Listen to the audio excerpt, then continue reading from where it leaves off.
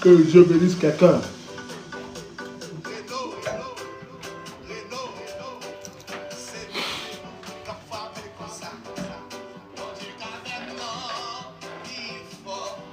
Il faut partager le live.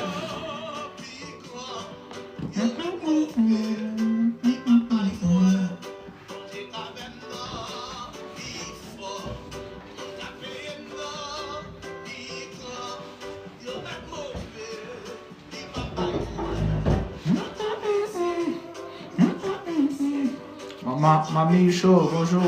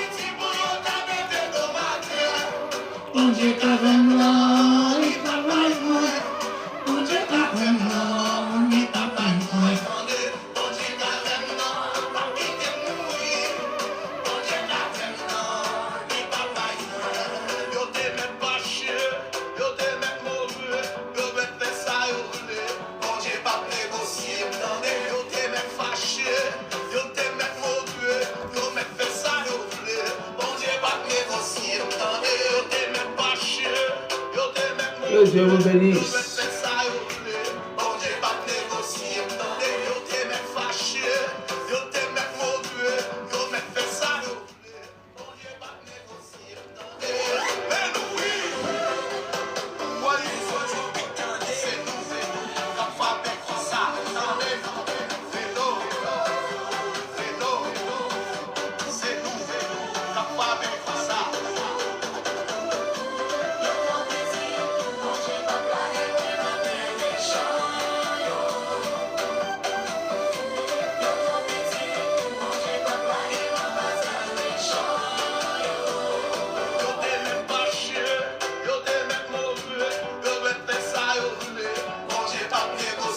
Ezekiel.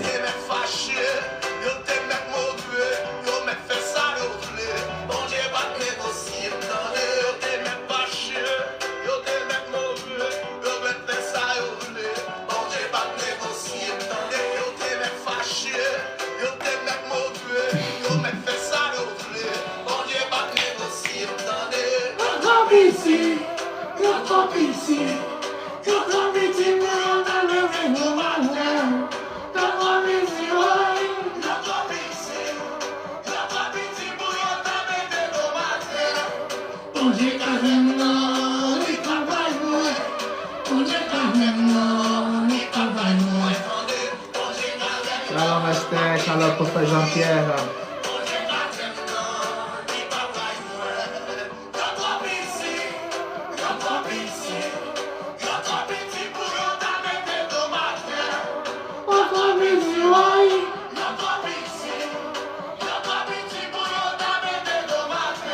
Bonjour Tati.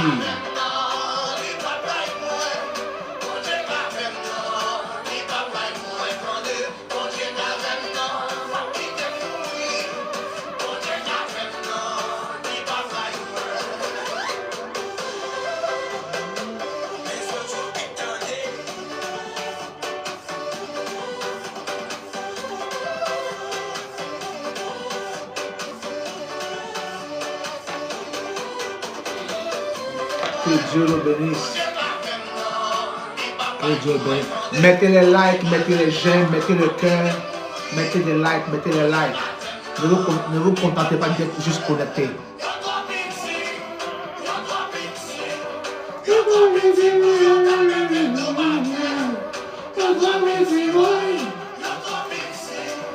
Est-ce que vous savez qu'il y a des gens qui me demandent est-ce que je parle haïtien? J'ai une tête d'un haïtien. Non, ici, ivoirien, 100%. Juste qu'il y a trop duré, eux, c'est pour ça. J'essaie de tropicaliser mon âme.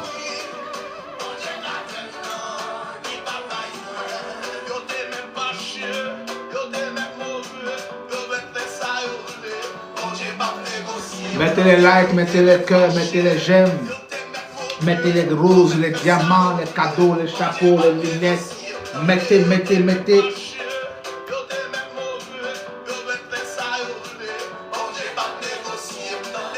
Mettez les j'aime, mettez les roses. Mettez les...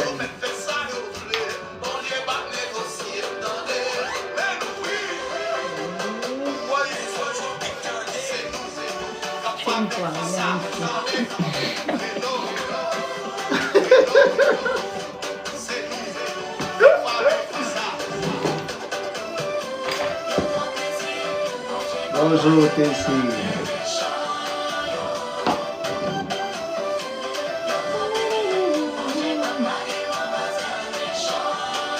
Mettez les likes, mettez les j'aime. Mettez les likes, les j'aime. Partagez, partagez.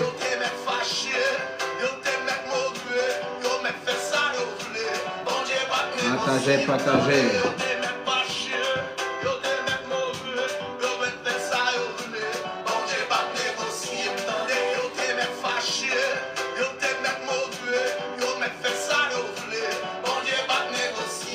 Bonjour de live. Notre pitié, notre pitié,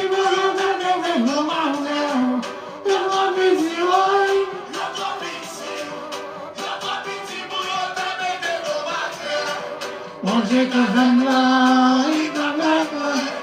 mon Dieu quand même là,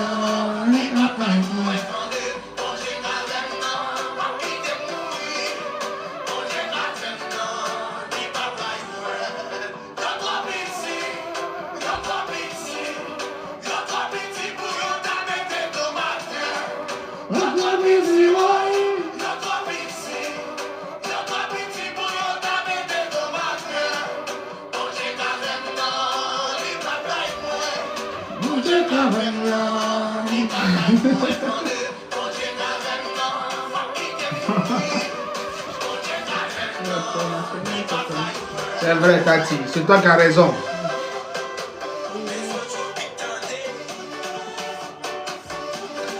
Mettez les likes, mettez les cœurs, mettez les j'aime. Mettez les likes, mettez les j'aime.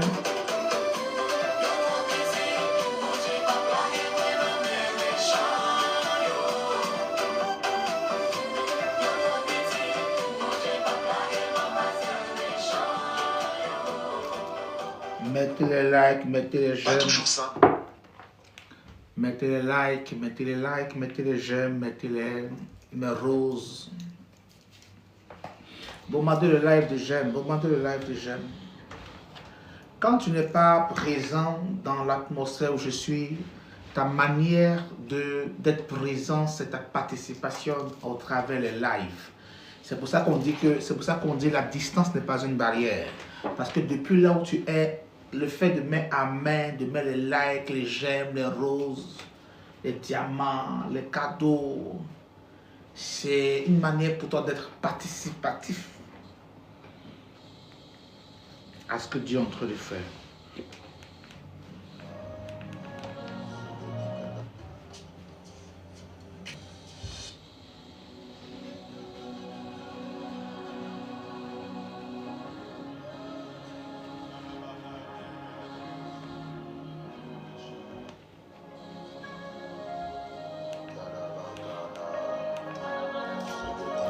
Mettez les likes, mettez les j'aime, mettez les roses, mettez les chapeaux, mettez les diamants.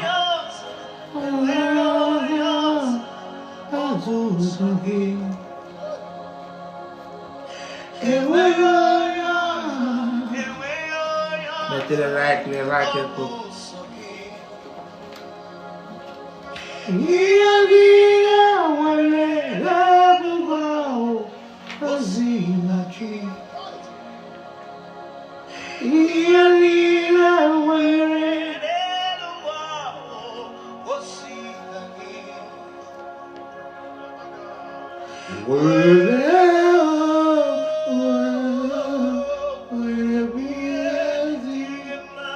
Partagez, partagez, partagez.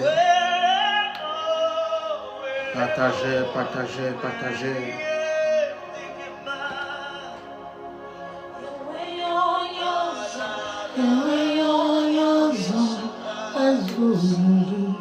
partagez, partagez. Mettez les likes, les j'aime. Mettez les cadeaux, mettez les roses, mettez.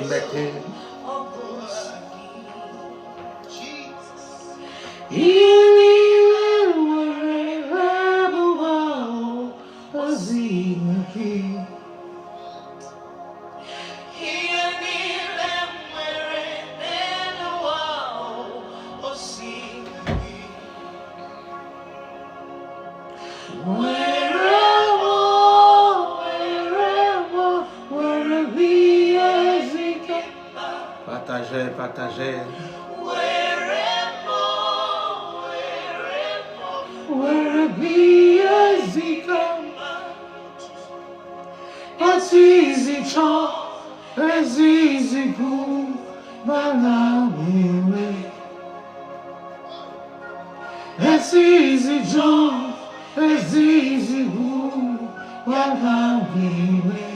Royal, sois béni.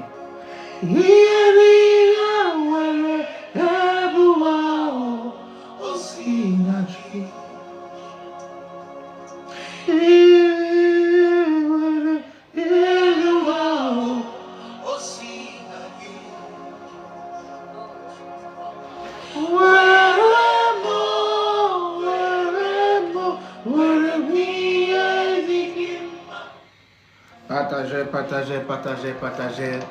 Que Dieu bénisse quelqu'un. Que la grâce de Dieu soit sur vous partout où vous êtes. Soyez tous les bienvenus dans ce live prophétique.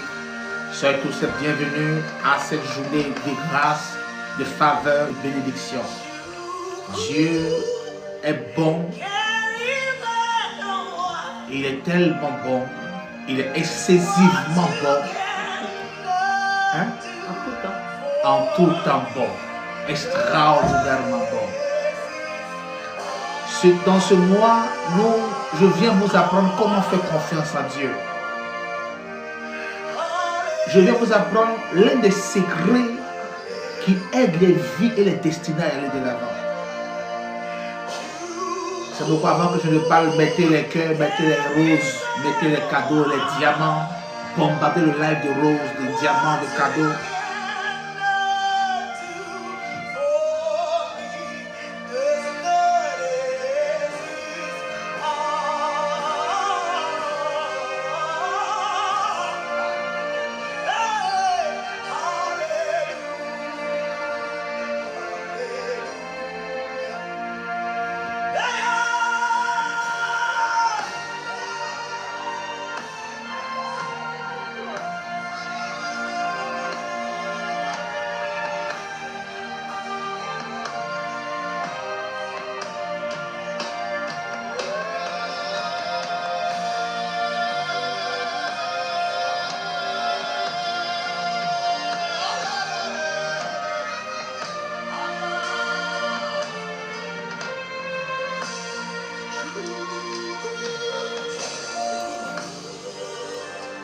Rassure-toi d'avoir partagé. Rassure-toi d'avoir invité 2-3 personnes à te connecter avec nous. Rassure-toi d'avoir donné l'opportunité à quelqu'un de pouvoir bénéficier de la présence de Dieu qui est déployée parmi nous.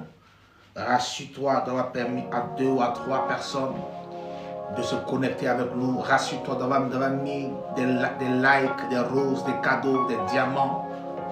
Rassure-toi d'avoir été participant à ce que Dieu est sur le point d'accomplir dans ta vie, dans ta saison.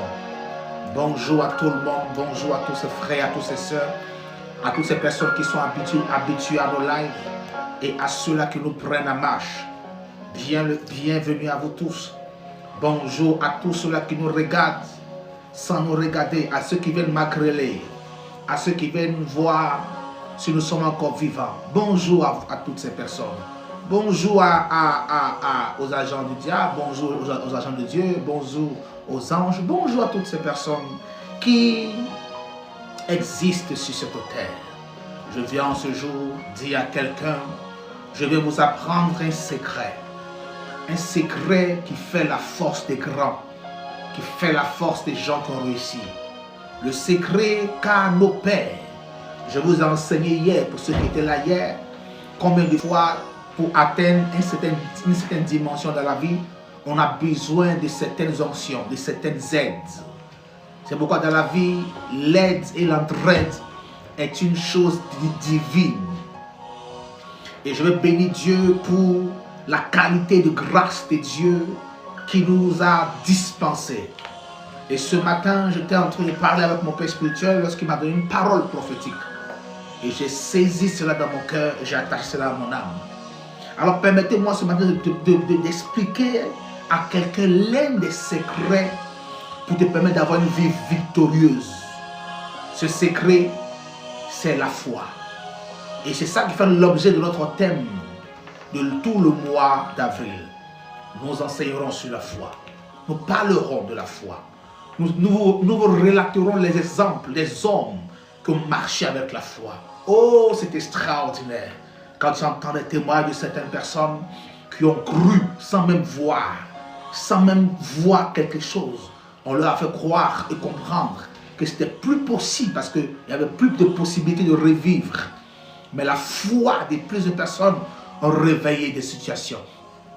Je me rappelle une femme au Nigeria, son mari était pasteur et le ministère était tellement difficile pour eux.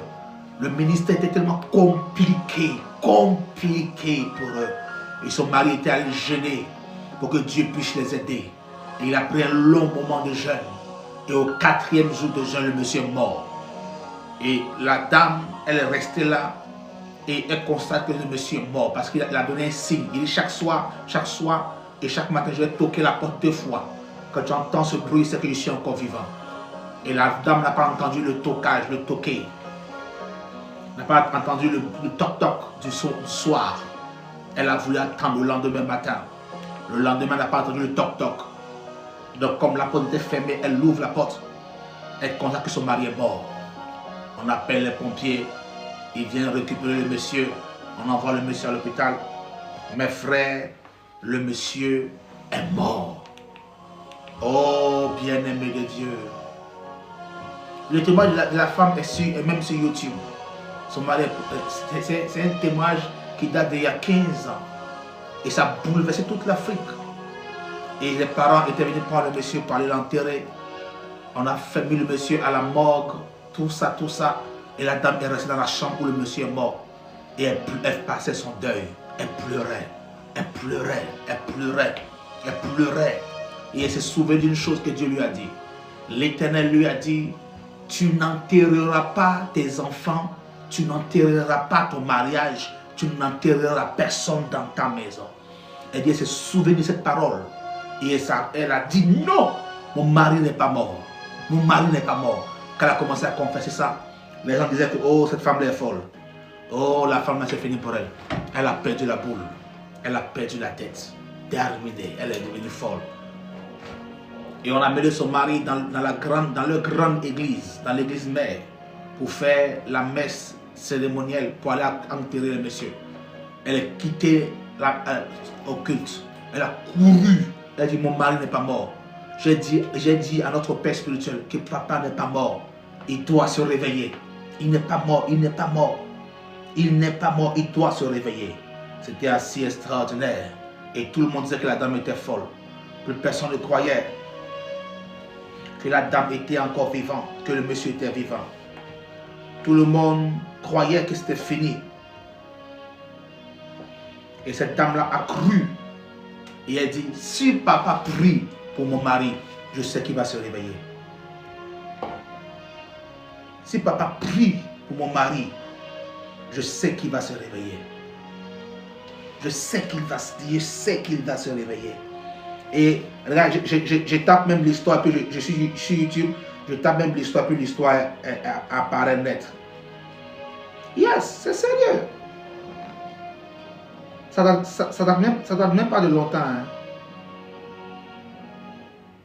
Envie de vous évader? Ça date même pas de longtemps. Hein. C'est une chose qui s'est passée au Nigeria. Ça date même pas de longtemps. Quand en 2014. En 2014. Il y a eu un reportage sur ce monsieur. Ça date d'il y a 10 ans. Il y a eu un reportage sur ce monsieur. Et l'histoire dit que Et la dame a couru. Il y avait à l'époque Rena Bonke qui faisait sa croisade là-bas au Nigeria. Papa Rena Bonke qui fait sa croisade au Nigeria. Elle a demandé qu'on puisse prendre le corps de son mari. Elle a pris le corps de son mari. Elle a couru pour aller jusqu'à... Va papa, mon mari n'est pas mort. Mon mari n'est pas mort, il doit revivre. Dieu m'a dit que mon mari n'est pas mort. Et sur la foi de cette femme, le papa a prié pour le monsieur et il s'est réveillé. C'était bouleversant, c'était choquant. Tout le monde était choqué, profondément choqué. Quelqu'un qui est mort pendant une semaine et quelques, comment a pu-t-il se réveiller? Parce que sa femme n'a pas voulu enterrer son corps. Elle a cru jusqu'au bout. La foi, c'est cette dimension de Dieu qui va nous aider tout le long de ce mois. Je raconte encore un autre témoignage d'une femme. Elle avait son fils unique, un petit garçon. Et l'enfant est mort. Et son mari ne croit pas en Dieu. Son mari ne croit pas aux histoires d'Alléluia d'église. Ce n'est pas son problème. Et on lui dit que la dame, elle va à l'église avec son fils, son petit garçon. Elle prie, elle est dans toutes les réunions de prière. Elle intercède, chaque nuit elle prie. Et l'enfant tombe malade, il pique une fièvre. Le palu, chez nous en Afrique, quand le moustiques te pique, tu t'en sors pas. Hein? Et l'enfant tombe en quelques secondes de fièvre. L'enfant meurt. Et son mari a commencé à la bafouer. Voilà ton histoire de Dieu, ton histoire d'église. Voilà vos histoires qui n'en finissent point. Ton fils maintenant est mort. Tu sais comment tu as galéré pour cet enfant. Et il est mort. Dis à ton Dieu de le réveiller. Dis à ton Dieu. Puisque chaque jour tu cours, tu vas à l'église. Quand on parle d'église, tu es là. On parle d'église, tu es là. On parle d'église, tu es là. On dit la dame a pris son fils. Elle s'est enfermée dans la chambre. Elle a bouclé la porte. Elle était là en train de pleurer et prier. Dieu, si mon enfant ne se réveille pas, tue-moi. Si tout ce que j'ai fait pour toi, ça n'a servi à rien, tue-moi. On dit qu'elle était dans la chambre pendant des jours, elle pleurait, elle criait à Dieu. Si ce que j'ai fait pour te servir, pour ton service, si cela n'a pas été important pour que mon fils puisse mourir, alors tue-moi, je veux mourir. Je veux mourir avec mon fils, sinon réveille-le. Elle était en pleurs, elle était en cri, elle était en larmes dans la présence de Dieu. Elle criait à Dieu, Dieu, tu ne m'as pas dit ça, tu ne m'as pas dit ça. Mon fils ne peut pas mourir, mon fils ne peut pas mourir. La dame a prié, elle a pleuré. Du matin jusqu'au soir. Au soir, l'enfant a éternué, il a toussé. Et l'enfant a commencé à serrer sa main dans ses bras. L'enfant s'était réveillé. Elle a ouvert la porte. Elle dit à son mari, voici l'enfant réveillé. Le monsieur qui ne croyait pas en Dieu s'est converti automatiquement. Les témoignages sur la foi sont légion. Les témoignages sur la foi sont nombreux. Je connais encore une autre histoire qu'un frère m'a racontée. Il était allé à une nuit de prière. Et quand il a passé la nuit de prière, le matin, il devait aller à la maison. Et chez nous en Afrique, il y a des endroits qui sont comme des ghettos. Et il y a des bandes armées qui contrôlent ces lieux-là. Et ça pille, ça vole, ça tue, ça agresse, ça viole. Et la personne disait qu'on a fini la veille de prière. La jeune soeur était en train de partir. Et on lui dit qu'il y a une heure où on ne passe pas à cet endroit-là. Tu passes à cet endroit-là, tu te fais agresser, tu te fais violer, tu te fais voler, tu te fais si. Et elle a fini la veille de prière, elle est rentrée chez elle à la maison. Et quand elle approche du lieu, elle regarde le lieu, elle est ici et puis elle voit le lieu au loin. Elle est ici, elle voit le lieu. Comment tu as fait pour traverser le lieu pour aller chez toi? Et elle dit, voilà ce qu'elle dit. Elle dit, j'ai mis ma Bible ici. Et elle commence à chanter. Peuple de Dieu, en avant, Jésus est devant. Peuple de Dieu, en avant, Jésus est devant. Enfant de Dieu, en avant. Elle dit, elle a mis sa Bible ici.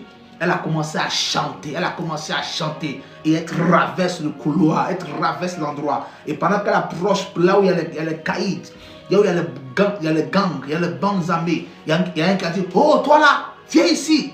Et puis elle entend une autre voix qui dit, non laisse-la, c'est les enfants de Jésus, ne les touche pas. Et elle dit, elle a traversé ce lieu-là, elle a traversé le lieu où personne ne peut traverser à une certaine heure. Parce que les gens te violent en pleine journée comme en pleine nuit. Elle dit ce jour-là, par la foi qu'elle avait en son Dieu, elle a traversé. Les témoins sont légion. Les témoins sont nombreux. Alors ce matin, permettez-moi d'établir les bases de l'enseignement que j'ai intitulé la foi. Mais avant que je ne parle de cet enseignement la foi, je vais vous inviter à toutes ces personnes qui nous suivent de partout, toutes ces personnes qui nous écoutent de partout, toutes ces personnes qui suivent nos lives, nos prières, qui suivent ces moments, qui suivent ces temps, ces rencontres et qui habitent la région parisienne. Toi qui habites la région parisienne, qui habites l'Île-de-France, toi qui habites dans ces environs, nous avons notre église, l'église La Montagne de Feu, est en Île-de-France, en région parisienne, précisément dans le Val d'Oise, précisément dans le 95. Et nous avons nos cultes tous les dimanches à partir de 12h. 12h, nous avons nos cultes tous les dimanches à partir de 12h. Et toi qui cherches un lieu où prier, une maison où adorer Dieu, un lieu où servir Dieu, un lieu où être suivi, être accompagné spirituellement, vous pouvez nous rejoindre, vous pouvez nous rejoindre tous les dimanches à cette adresse 43 avenue du Gros Chêne à Éblé-sur-Seine, dans le 95 220. Je reprends, 43 avenue du Gros Chêne à Éblé-sur-Seine, dans le 95 220. Écoute-moi, tu cherches un endroit où adorer Dieu, un lieu où aller prier, un lieu où la parole de Dieu est enseignée, où la délivrance est manifestée, où la prophétie est relâchée, un lieu où Dieu aide son peuple, un lieu où les malades sont guéris, un lieu où la parole est enseignée, où le suivi spirituel est fait de façon sérieuse et assidue. Je vais te tendre la main, je veux t'inviter à nous rejoindre à la Montagne de Feu, à l'église Montagne de Feu.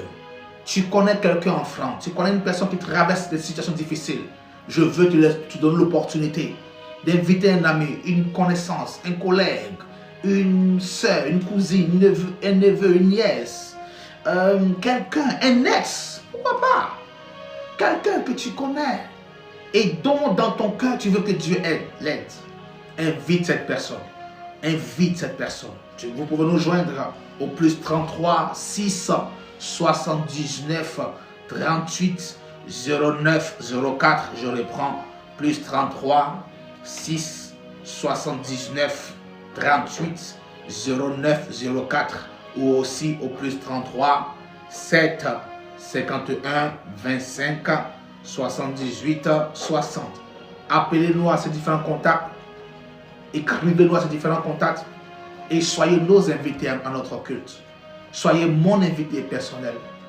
Tu appelles quelqu'un, tu lui dis va dans telle église. Tu connais, tu as ton fils, ton neveu, quelqu'un. Dis-lui va dans ce lieu de prière et Dieu va vous aider. Que Dieu vous bénisse. Que sa grâce soit sur votre vie. Nous voulons aussi vous inviter à un grand événement que nous avons. Notre convention internationale TERED 2025. Nous avons en effet une grande convention de prière qui se déroule du 7 au 11 mai 2025. Et à cet effet, nous recevons notre père spirituel, le prophète Ayouk Raymond Ayouk. Bien-aimé de Dieu, c'est un temps de miracle. C'est un festival de guérison, un festival de miracles, festival de prophétie, festival d'exaucement. C'est un homme de Dieu qu'on appelle communément le transporteur de grâce. Il porte la grâce de Dieu sur sa vie. Ses prières ont valeur de loi. Et ses paroles se réalisent par la grâce et la main toute puissante de Dieu. Alors je souhaite et je veux que cet homme-là puisse prier pour toi. Je souhaite et je veux que ta famille puisse bénéficier des prières. Je souhaite et je veux que ta vie soit touchée par la grâce de Dieu. Alors rejoins-nous. Peu importe là où tu viens. Notre convention se déroule une fois par année. Et nous avons les délégations qui nous viennent de partout. Ne reste pas en marge de ça. Toi qui es à Marseille, toi qui es à Toulouse, toi qui es à Bordeaux, toi qui es à Nantes, à Chartres, à Orléans, je ne sais pas quoi, à Rouen, peu importe l'endroit où tu nous suis, en Bretagne, en Normandie, peu importe là où tu nous suis, écoute-moi, marque cette date dans ton calendrier, du 7 au 11 mai. Du 7 au 11 mai, mercredi, jeudi, vendredi et dimanche. Nous recevons un homme de miracles. Nous recevons un homme de guérison. Un homme de foi. Un homme de foi. Un homme qui prie pour toi et Dieu t'aide. Les malades sont guéris, les paralytiques marchent, les sourds entendent, les aveugles voient, les muets qui parlent. Dieu agit par la vie de cet homme. Quelqu'un disait la dernière fois, papa, comme si quand on te voit en France, comme si tu viens jouer, mais quand on te voit opérer des miracles ailleurs, on est surpris des choses terribles que Dieu fait. Il dit, mais c'est normal, parce qu'on n'en voit pas des cas sérieux. Donc quand il vient comme s'il était en déjeuner d'affaires, inviter les malades. Tu connais quelqu'un qui a le cancer en phase terminale, quelqu'un qui a une situation de dépression où sa vie est terminée, quelqu'un à qui on a dit que sa vie ne peut pas changer, parce que bloqué de part et d'autre. Je connais cet homme dont je vous parle. Il porte la grâce de Dieu. Il porte la grâce de Dieu. Il porte la grâce de Dieu. Il porte la grâce de Dieu. Et par le contact avec l'onction sur sa vie, la grâce va affecter tous les domaines de ta vie. Je veux te voir. Je veux que tu sois mon invité. Marque cette date dans ton calendrier. Marque cette heure dans ton calendrier. Et que rien ne t'empêche d'être présent. Sois mon invité personnel du 7 au 11 mai 2025.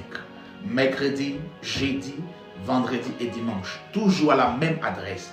43 avenue du Gros Chêne à Éblé-sur-Seine dans le 95 220.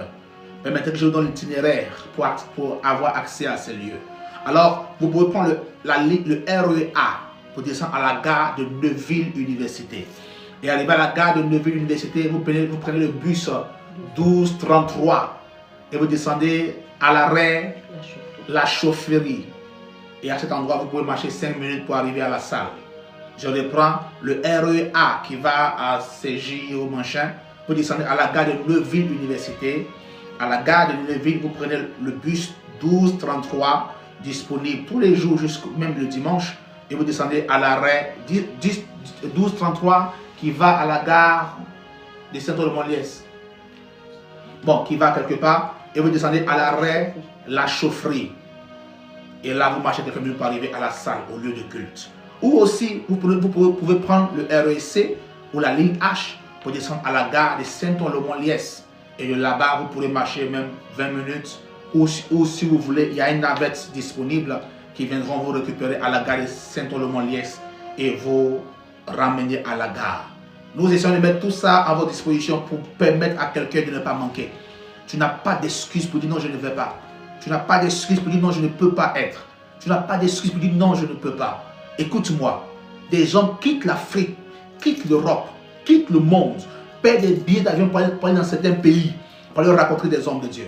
Des gens quittent la Corée, quittent la Chine, les États-Unis, pour aller en Afrique du Sud, pour aller au Nigeria, pour aller rencontrer des hommes de Dieu. On a l'opportunité que quelqu'un de la trempe de ce prophète se déplace jusqu'en France, se déplace jusqu'en Île-de-France. Tu n'as pas le droit de manquer cette opportunité.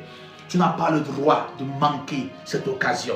Marque cela dans ton calendrier et ne reste pas chez toi. Dieu, 2025, l'Éternel a décidé de réécrire ton histoire à sa façon et à sa manière, sans l'interruption et l'intrusion d'un agent du diable. Que Dieu te bénisse, que sa grâce soit sur ta vie, que sa faveur soit sur ta vie. Que Dieu bénisse quelqu'un. Amen. Alors, mettez les cœurs, mettez les likes, mettez les cœurs, mets les cœurs. Mets les diamants, mets les cadeaux, mets les roses. Mets les chapeaux, mets. Je bénis Dieu pour tous ceux qui sont en jeûne avec nous. Nous allons commencer une série de jeûnes. Et que Dieu bénisse tous ceux qui sont en jeûne actuellement avec nous. Que Dieu fortifie les jeûneurs et les jeûneuses. Et nous allons prier tous les soirs à minuit, heure de France. Ça donne 19h pour les Antilles. Pour la Guyane. Ouais, de ces gens. Minuit, heure de France. Ça donne combien pour l'Afrique? Je crois 22h pour l'Afrique. 22h pour l'Afrique. Nous nous connectons tous les soirs jusqu'à la fin du mois. Nous avons prié 1 heure de prière la nuit. Toi seul à la maison, tu ne peux pas prier. Quand on donne un programme de prière, tu dors, tu ne pries pas. Tu as l'opportunité qu'on puisse ensemble jouer notre voix et prier. Je vous ai enseigné hier sur le live TikTok comment tu as besoin de l'onction d'autres personnes pour t'aider. comment tu as besoin de soutien dans la prière de d'autres personnes pour atteindre un certain niveau de la vie. Je vous ai enseigné ça hier. Alors nous jeûnons tout le mois et nous prions tous les soirs. Peut-être que tu ne peux pas jeûner parce que tu es fatigué, parce que tu as mal, tu as bobo, tu as ceci, tu as cela. Mais tu peux prier. Tu peux prier avec nous. Tous les soirs, à partir de minuit, il y a un lien de prière qui est donné. Et sur ce lien de prière, nous nous connectons, nous prions.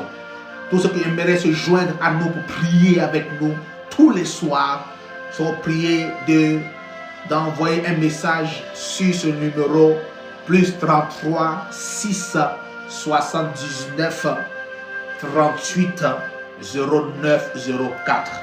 Envoyez un message sur ce numéro pour dire: oh Shalom, est-ce que vous pouvez m'ajouter au groupe de prière?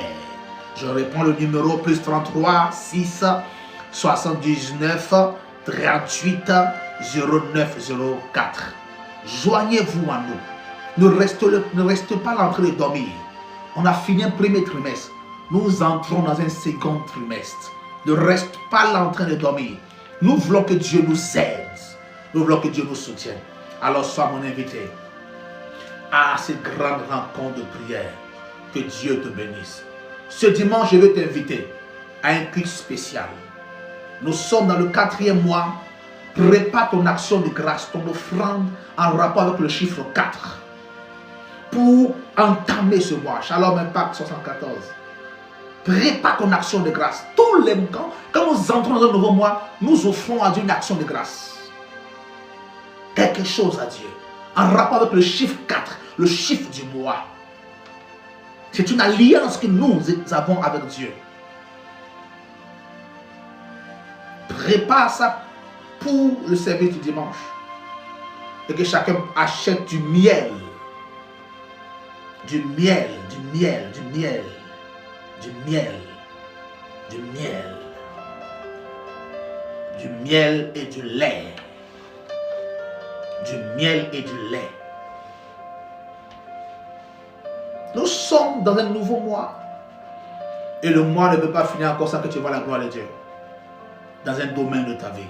Prépare-toi avec moi et sois mon invité ce dimanche à partir de 12h00 au 43 avenue du Gros Chêne à Éblé-sur-Seine dans le 95 220.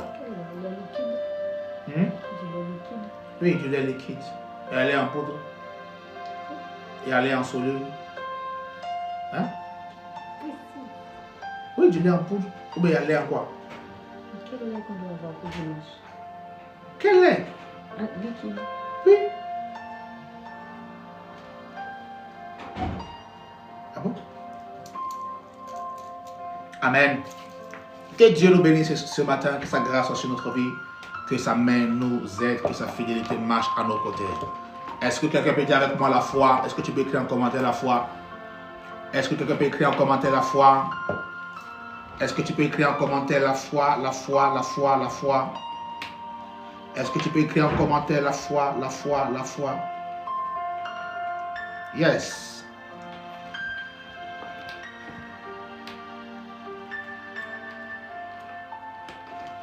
Quelqu'un écrit avec moi la foi.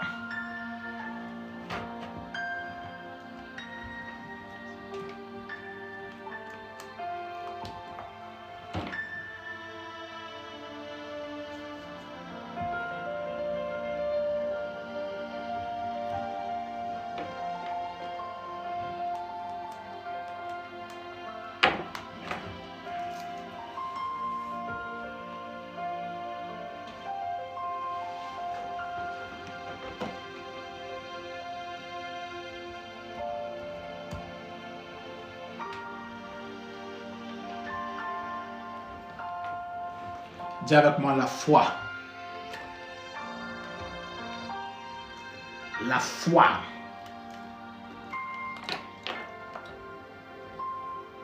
Kai.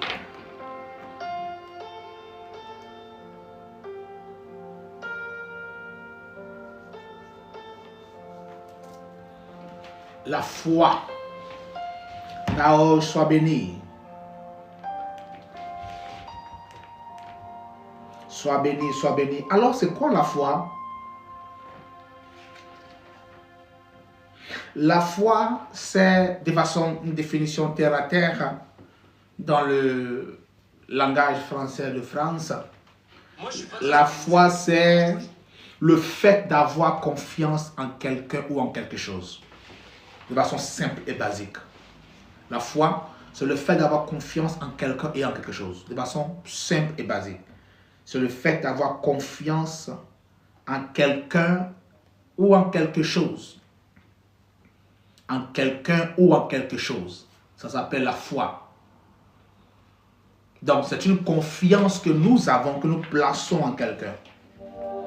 C'est une confiance que tu places en quelqu'un. C'est une confiance que tu places en quelque chose. Donc, c'est pourquoi quelqu'un dira, il sait sur quoi il compte. Quand tu vois quelqu'un venir te pointer du doigt, c'est qu'il sait sur quoi il compte. Quand tu vois quelqu'un se tenir devant toi, c'est qu'il sait sur quoi il compte. Quand tu vois quelqu'un t'affronter de face, c'est qu'il sait sur quoi il compte. Il sait sur quoi il compte. Il sait sur quoi il compte. Ou sur qui il compte. C'est pourquoi la Bible déclare que ceux-ci s'appuient sur les chars, ceux-là sur les chevaux. Et ils viennent contre nous. Mais nous nous tenons fermes. Nous restons debout. Parce que nous comptons sur l'Éternel. Donc on a ceux-là qui comptent sur les chars, sur les chevaux, sur les amitiés, sur les relations. Et on a ceux-là qui comptent sur Dieu. C'est pourquoi si tu comptes sur Dieu, écris avec moi, j'ai confiance en l'Éternel, mon Dieu. Si tu comptes sur Dieu, écris avec moi, j'ai confiance en l'Éternel, mon Dieu. Donc de façon basique, la foi, c'est le fait d'avoir confiance en quelque chose ou en quelqu'un. Yes, yes, yes, yes, yes, yes, yes, yes.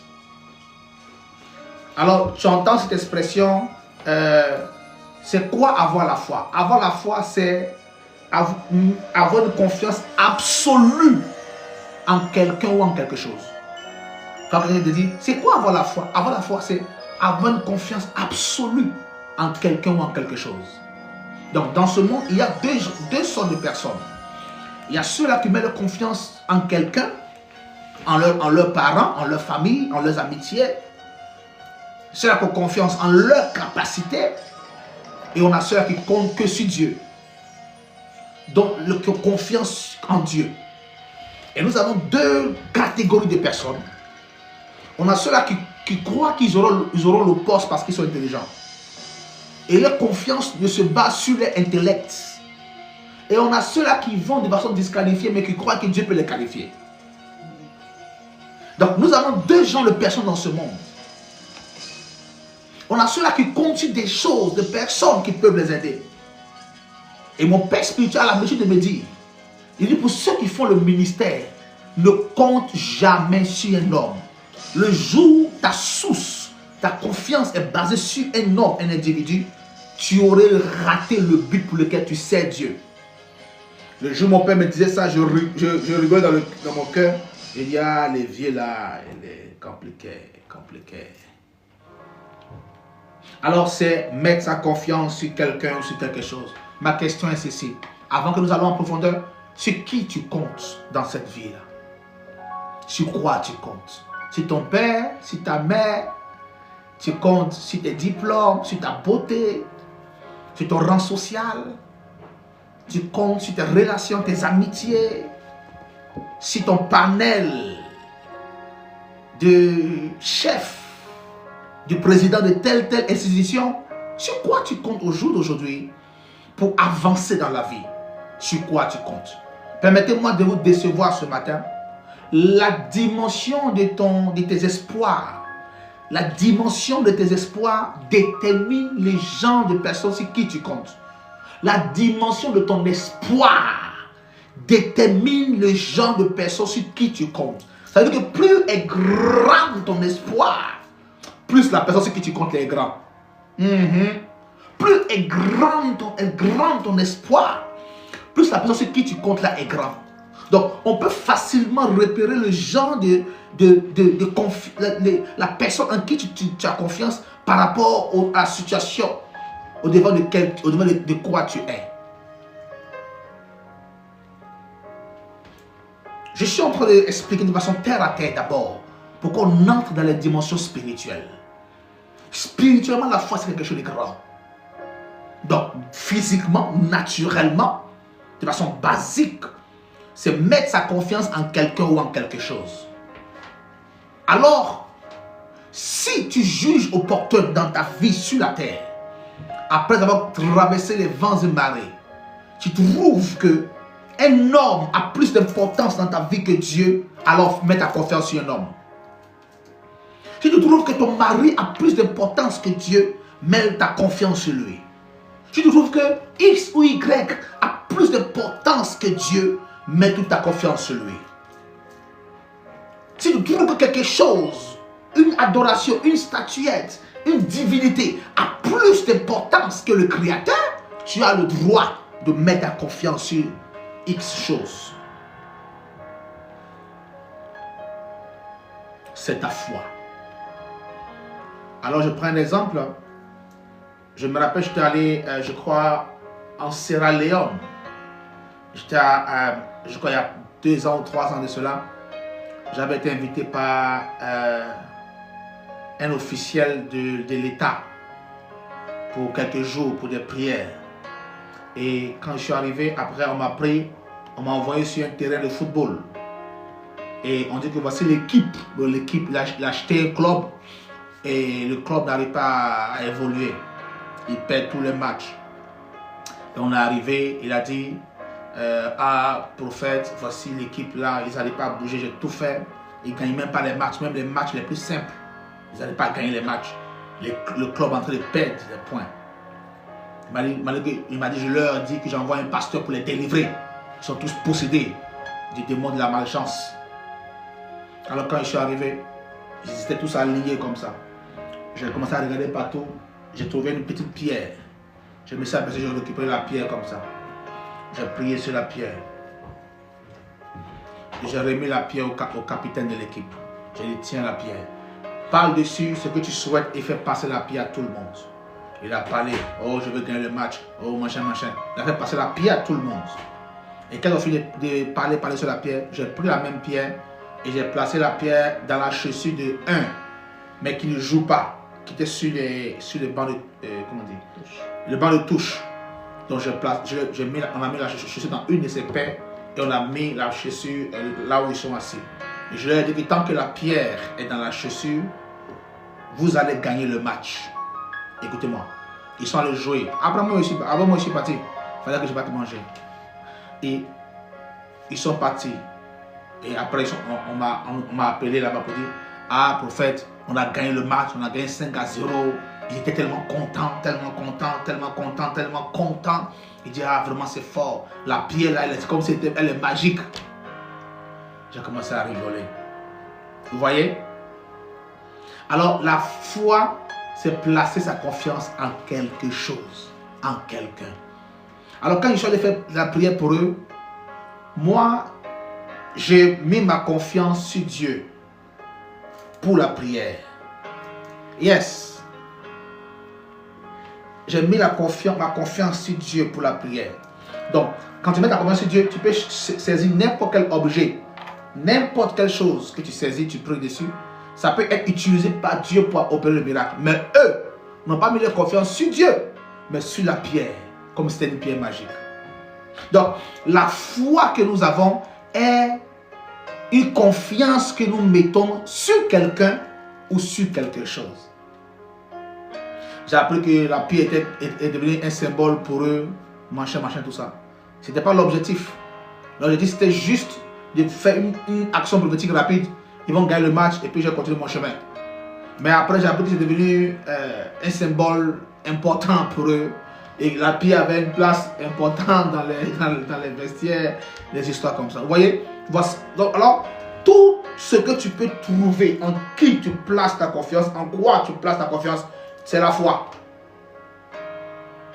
Donc, si tu prends un stylo et tu dis, ce stylo-là, je sais que ce stylo-là peut... Je sais, par exemple, tu prends ce stylo, je sais que ce stylo-là peut me faire aller à l'examen et rapporter l'examen. Donc, quand tu commences à placer ta foi en ce stylo devient automatiquement un objet ou une chose ou quelqu'un qui reçoit des pouvoirs dans le but de satisfaire tes désirs. N'oubliez pas que la foi, c'est quelqu'un qui émet des énergies dans quelque chose. Attendez, je vais parler, là je parle terre à terre pour que vous puissiez comprendre et puis on va avancer, c'est important. Je parle d'abord terre à terre, je vais expliquer de façon naturelle ce que c'est que la foi. Et puis maintenant on va entrer dans les définitions spirituelles. De façon naturelle. De façon naturelle. De façon naturelle. Alors, je prends un objet. Quelqu'un vient te dire, tu vois ce stylo-là, si tu vas à l'examen avec ça, tu vas réussir ton examen. Du moment que je te dis ça, alors tu émets des vœux, tu émets de l'énergie dans ce stylo. Et si ce stylo était un simple stylo qui ne servait à rien, le fait que tu aies émis des vœux, des souhaits, de l'énergie positive dans ce stylo commence à devenir dans le règne spirituel un être vivant. C'est pourquoi quelqu'un peut te dire que je suis allé, j'ai prié la Vierge Marie, j'ai demandé, oh maman Marie, je vais avoir l'argent. Et le lendemain net, bim, j'ai eu l'argent. Oh, c'est vrai, maman Marie, les os, c'est souhaits, et les os, c'est prières. Je vous le dis, mes frères. C'est le principe de la foi. Quand tu places ta foi en quelque chose, quand tu lui fais confiance, tu lui émets tes souhaits, tes vœux, tes désirs. Tu lui envoies toute la positivité de ton énergie en toi. Tu mets ça dans cette pierre, dans ce stylo. Et si c'était un simple stylo, automatiquement, les esprits dans le règne spirituel viennent habiter le stylo. Viennent habiter le stylo.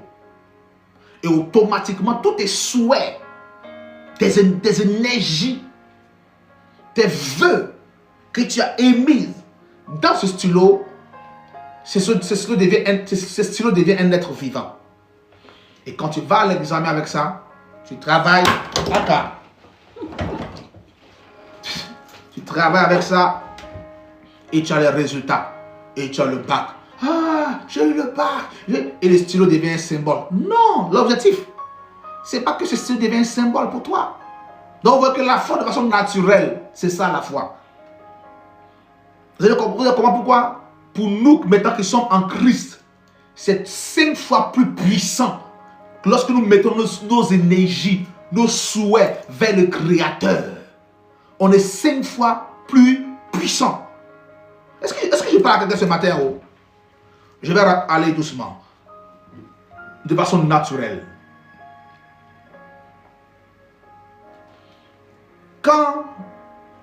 Est-ce que vous voyez qu'il y a des gens qui ne croient pas en Dieu, mais qui ont la foi et qui réussissent leur vie? C'est pas ça? Il y a des gens qui ne croient pas en Jésus, que tu crois, que moi je crois. Ils ne croient pas en lui. Pour certains, Jésus même n'existe pas. Ils sont athées. Mais quand ils mettent leur cœur, leur énergie positive dans quelque chose, ça réussit. C'est pas ça? Ça marche. Ça prospère. Yes. On casse se dire la vérité. Ça prospère. Yes, ça prospère. Je connais des gens qui ont bâti des choses extraordinaires sans être chrétiens. Sans être chrétiens. Mais ils ont placé leur foi en quelque chose. Le foi, toute leur pensée, énergie, toute leur positivité est allée à l'endroit d'un objet, à l'endroit d'une chose, à l'endroit d'un projet, à l'endroit de quelque chose. Et à force qu'il y ait autant de positivité, à force qu'il y ait autant d'énergie dégagée dans cet objet, cet objet qui était physiquement inerte est devenu spirituellement vivant dans le but d'aider la destinée de quelqu'un. De façon naturelle.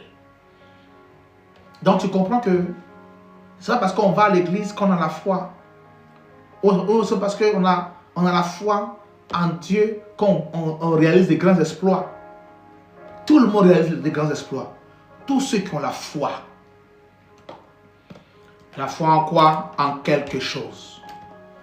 La foi en quoi? En ta carrière, en ta destinée, dans ton travail. Quand tu concentres tes énergies, quand tu concentres toute ta positivité, quand tu concentres toute ta pensée sans l'ombre d'un doute, sans l'ombre des marmonnaies de l'échec, toute une concentration, tu émets des vibrations à une certaine fréquence, ça devient spirituel et ça produit des résultats. Et ça produit des résultats. Et ça produit des résultats.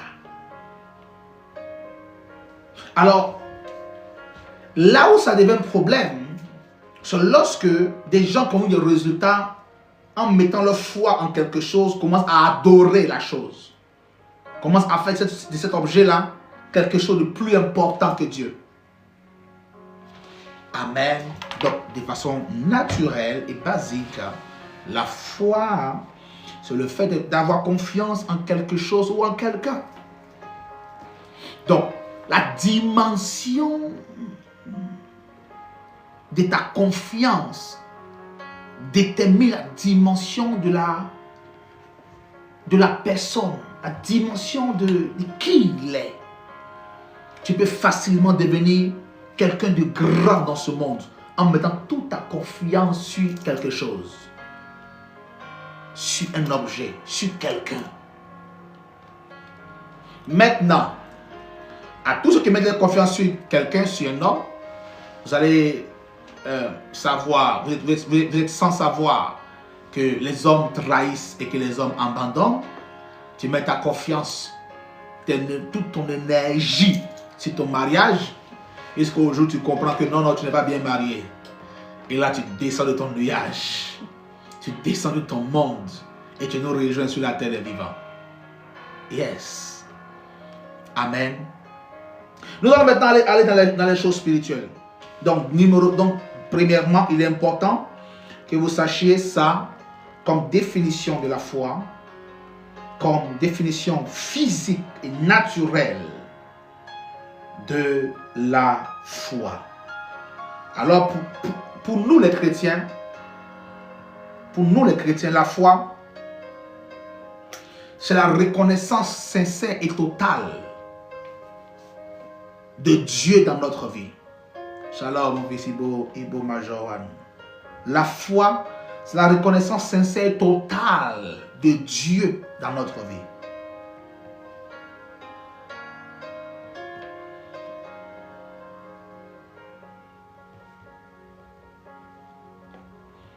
Quelqu'un est avec moi? Yes.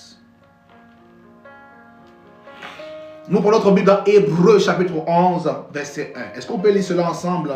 Hébreux chapitre 11, nous avons la définition qui est donnée, la première définition qui est donnée à toute l'Église en ce qui concerne la foi. C'est une définition biblique de la foi. Une définition biblique de la foi. That is serious. Yes. Hébreux chapitre 11, le verset 1. Nous allons alors lire ensemble ce que nous dit la Bible. Oui, à partir du verset 1. Hébreux 11, verset 1. Hébreux 11, verset 1. Or, la foi est une ferme assurance. Est une ferme assurance. Des choses qu'on espère. Des choses qu'on espère, qu'on désire voir, qu'on veut avoir, qu'on cherche. Une démonstration. Une démonstration de celle qu'on ne voit pas. Ça veut dire qu'on ne voit pas, on désire, on cherche, on veut, mais on ne voit pas. Et ce n'est pas possible que ça puisse arriver. Mais nous prouvons, nous démontrons par notre abnégation, par notre totale confiance, que même si cela n'est pas possible, cela est possible. Amen. Pour l'avoir possédé, les anciens ont obtenu un témoignage favorable. C'est par la foi que nous reconnaissons que le monde a été formé par la parole de Dieu. Yes. En sorte que ce qu'on voit n'a pas été fait de choses visibles. Yes. C'est par la foi yes. qu'Abel offrit à Dieu. Même offrande, c'est par la foi. Yes. C'est par la foi qu'on sait que Dieu existe, que Dieu a créé le ciel et la terre. Yes. Verset 4. C'est par la foi qu'Abel offrit à Dieu un sacrifice plus excellent que celui de Caïn. Amen. Oh. C'est par elle qu'il fut déclaré juste. La foi déclare juste. Yes. Dieu approuvant ses offrandes. Amen. Alors, la définition de la foi qui est donnée selon la Bible, c'est une ferme assurance des choses qu'on espère. Une ferme assurance des choses qu'on espère. Une ferme assurance des choses qu'on espère. Une ferme assurance des choses qu'on espère. Et une démonstration de celles qu'on ne voit pas. Donc, tu espères en quelque chose. Et tu es convaincu que ton Dieu va t'aider à avoir ça. Et dans ton assurance, dans cette conviction-là, des problèmes surgissent. Des problèmes interviennent. Le contraire de ce que tu espérais se réalise. Tu attends un mariage ou tu attends une rencontre pour te marier, mais dans cette quête, dans cette attente, dans cette confiance aveugle en l'Éternel, dans un désir profond, le contraire de ce que tu veux se réalise. Et pendant cette période-là, c'était abandon. C'est là qu'on nous dit, c'est une démonstration pour des choses qu'on ne voit pas. Donc il ne suffit pas d'espérer, de dire, je veux, je crois que je l'ai, je crois que Dieu m'a accordé le miracle, que Dieu m'a guéri, je crois, je suis confiant, je suis confiant, je suis confiant, je suis confiant. Ça ne suffit pas. Il faut maintenant la deuxième partie. Alors pour accéder à la deuxième partie, les problèmes, ou du moins le contraire de tes prières vont se réaliser. Par exemple, tu pries pour la guérison d'un malade, un malade sérieux. Et pendant que tu es convaincu que Dieu a guéri le malade, tu sens dans ton cœur comme une paix intérieure que l'exaucement est arrivé. Et bim, 2 jours après, le contraire se passe. Ça éclabousse, ça se mélange. Tu comprends rien? Et c'est en ce moment-là que c'était commence à pleurer. D'autres disent non, c'est pas la peine, c'est compliqué. Mais la définition n'est pas finie. Ça, c'est les choses espèrent. La définition n'est pas terminée. Et on dit, c'est maintenant une démonstration. Jusqu'à quel point tu pourras démontrer ta foi en ce que tu crois. Jusqu'à quel point tu es convaincu. Je parle et je sens l'onction de Dieu sur ma vie.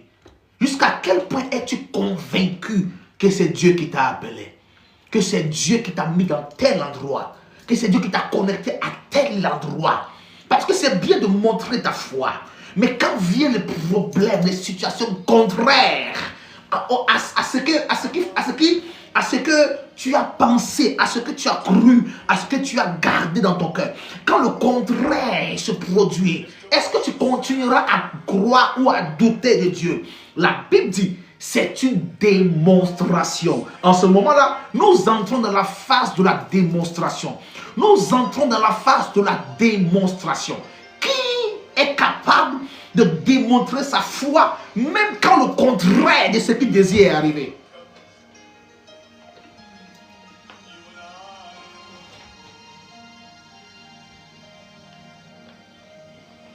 Quelqu'un comprend le français? Donc, c'est bien beau de dire, j'ai la foi, j'ai la foi, j'ai la foi, j'ai la foi. Cette foi-là peut marcher.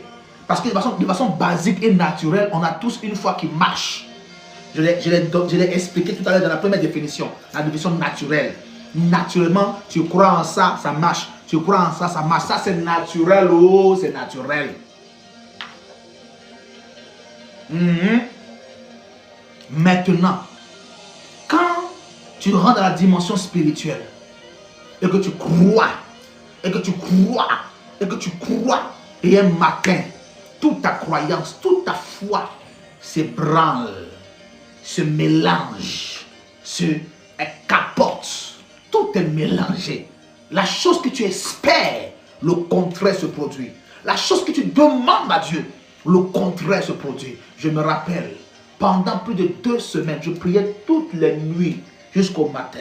Je demandais à Dieu, Seigneur, ça. Seigneur, ça. Seigneur, fais ça. Seigneur, fais ça. Seigneur, fais ça. J'appelais souvent même l'assistante. J'ai dit, viens, on va prier pour ça. Viens, on va prier, on va prier. Et le contraire s'est produit.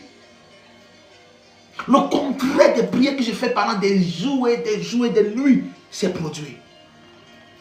Quand je priais, j'étais convaincu que Dieu, oh Seigneur, merci. Je crois, oh Seigneur, merci. Oh Seigneur, merci. Seigneur, tu m'as exaucé. Seigneur, tu m'as exaucé. Mais quand le contraire est arrivé, boum, ça a explosé.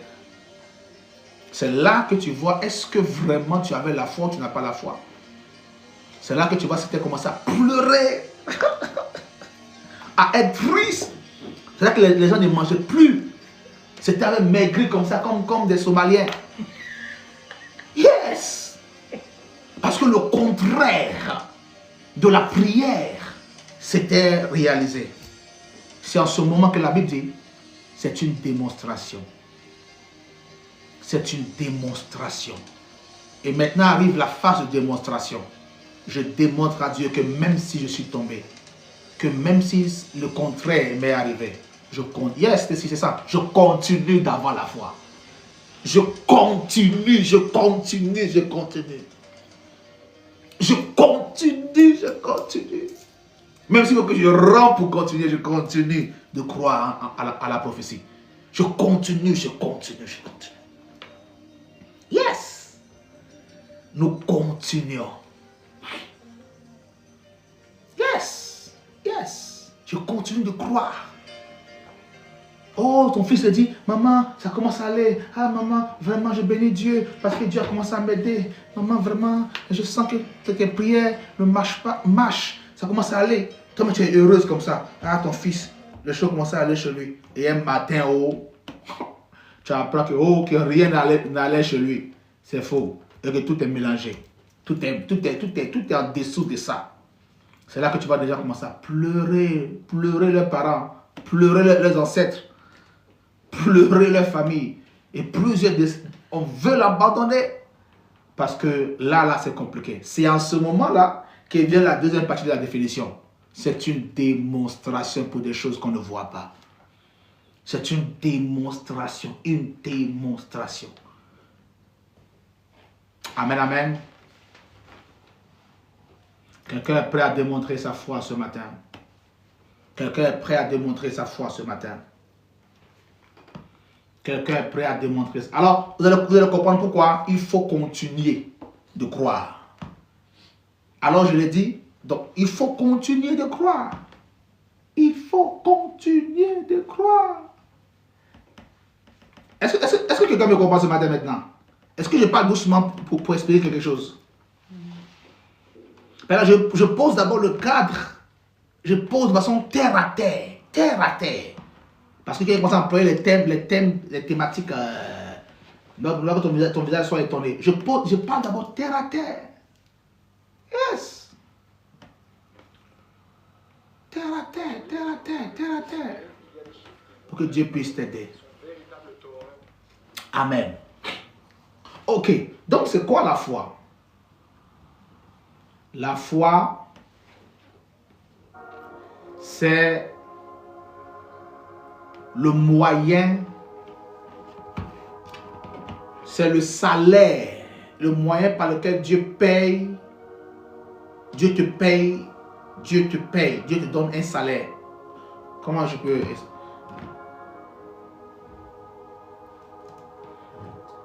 Hein?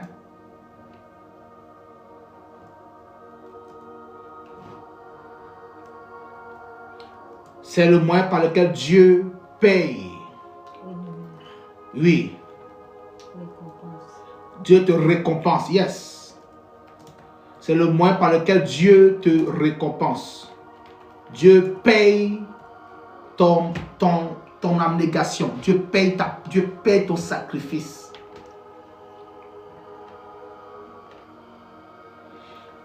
Toujours dans Hébreu. Lis-moi le verset 5 à 6. Hébreu 11, à partir du verset 5. Oui. C'est par la foi qu'Enoch fut enlevé pour qu'il ne vit point la mort. Ça, c'est notre texte de base. On reviendra dessus plusieurs fois. Vas-y.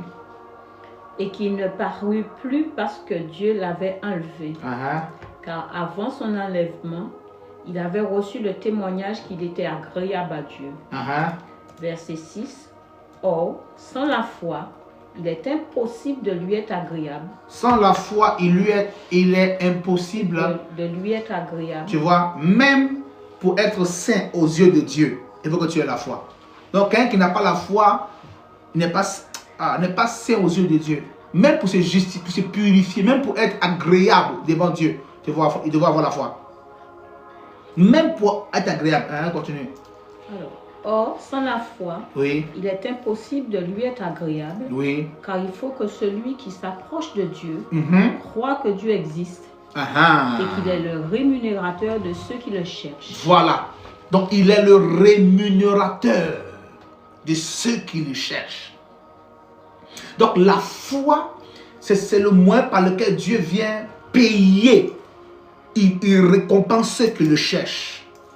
Dieu te paye, Dieu te donne un salaire parce que tu le cherches, parce que tu crois, parce que tu n'en démords pas, parce que tu n'abandonnes pas, parce que tu ne capitules pas, parce que tu crois jusqu'au bout.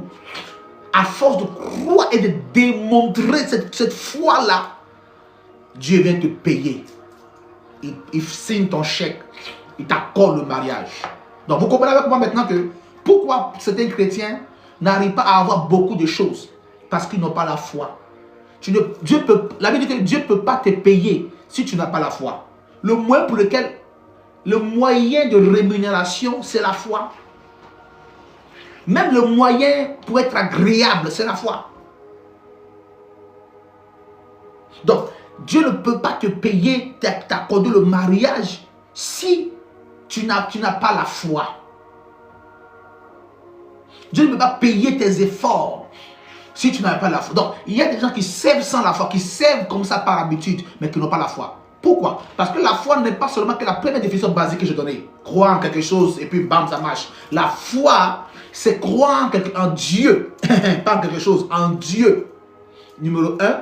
Et deuxièmement, même quand tu crois avec une ferme conviction dans ton cœur, avec toute ta force, ta pensée, et que surgit un matin un problème, il dit, c'est une démonstration maintenant pour des choses qu'on ne voit pas. Ça veut dire que il ne suffit pas juste croire en quelque chose que tu veux, il faut aussi démontrer que même si le contraire arrivait dans ma vie, je continue à croire que ce que je ne vois pas va arriver dans mes yeux visibles. Ok, on vient maintenant dans Hébreux chapitre 12. Nous sommes toujours dans la définition de la foi. Hébreux chapitre 12 à partir du verset 1 à 2.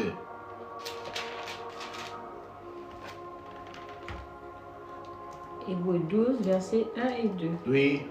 Nous donc aussi, puisque nous sommes environnés d'une si grande nuée de témoins, rejetons tout fardeau et le péché qui nous enveloppe si facilement et courons avec persévérance dans la carrière qui nous est ouverte. Ayant les regards sur Jésus, le chef et le consommateur de la foi. Le chef et le consommateur de la foi. Définition numéro 2, la foi est la consommation de Dieu. La foi, c'est la nourriture. La foi, Jésus mange ta foi. C'est qui? Oh my God. Quelqu'un a posé la question de savoir, est-ce qu'il mangeait le colombo? Il mange la foi. Toi, tu manges le gratin, tu manges la sauce arachide, la sauce graine, le colombo, le bouillon d'awara, la tchéké, la loco. Tu manges ça, tu es bien heureux. À 16 h, on te voit devant la porte, on dit qu'est-ce qui se passe? Tu dis non, que tu penses à ton avenir, tu es rassasié. Chez nous en Afrique, on dit quand quelqu'un a faim, il divague. Mais quand il est rassasié, il pense à son avenir. Oui. Mais lui, Dieu, ce qu'il mange, c'est la foi. Alors quand le Seigneur vient dans ta vie, il faut qu'il trouve la nourriture, il faut qu'il trouve la foi pour manger. Et quand il mange ta foi, tu es agréable, tu es prêt pour des grands résultats. Donc la foi, c'est la nourriture de Dieu. Ça va chauffer. Ça va chauffer, ça va chauffer, ça va chauffer. Nous sommes en train de définir de façon... C'est la nourriture de Dieu. L'Éternel ne mange rien, hein? L'Éternel ne mange rien d'autre que ta foi. Que ta foi. Donc plus tu as la foi, plus tu nourris le Maître. Plus tu as la foi, plus tu nourris le Seigneur. Et plus le Seigneur mange, plus le Seigneur se nourrit de ta foi. Vous voyez, c'est pour ça qu'il a dit que dans la première définition, la foi, c'était de façon basique une confiance en quelqu'un. C'est comme si tu émettais toute ton énergie, toute ta positivité. Tu émettais des fréquences, de l'énergie positive pour nourrir un être. Et quand tu mets l'énergie dans un objet, l'objet physiquement devient vivant spirituellement. Parce que tu as mis toute ton énergie. Et on nous dit ici dans la Bible que Jésus se nourrit de notre foi. C'est comme le diable se nourrit de ta peur. Plus tu as peur, plus le diable est heureux. Il se nourrit de ta foi. Il vit grâce à ta foi. Et notre Seigneur vit grâce à notre foi. Il mange grâce à notre foi. Donc plus tu as la foi, plus tu nourris le Maître. Et plus tu nourris le Maître, plus il récompense ta destinée.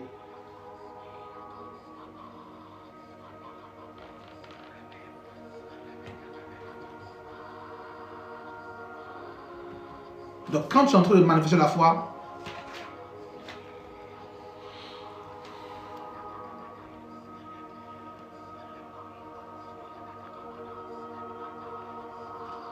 si on sert Dieu sans la foi, par habitude, le service finit-il par s'arrêter? Yes.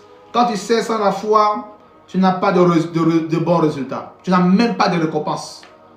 C'est comme ça que quelqu'un va te dire que j'ai fait 20 ans l'église, 30 ans l'église, et puis, Seigneur, tu ne m'exauces pas. Seigneur, mamie, c'est mamie, c'est le dos. Parce que tu as servi par habitude ou tu as servi comme ça, mais sans la foi. Vous voyez ici, on dit c'est par la foi que nous servons, c'est par la foi que nous sommes agréables. Tout c'est par la foi. Donc, il y a des gens qui servent sans la foi.